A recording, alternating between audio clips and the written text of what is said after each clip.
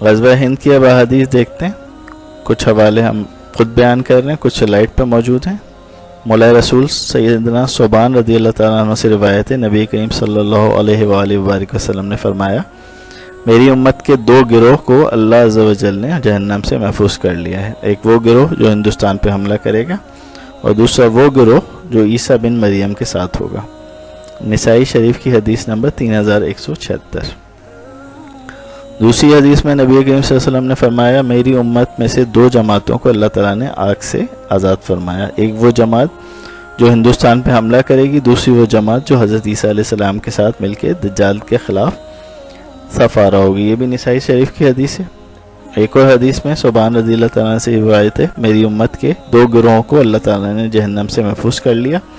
ایک وہ گروہ جو ہندوستان پہ حملہ کرے گا، اور دوسرا جو ابن عیسیٰ بن مریم کے ساتھ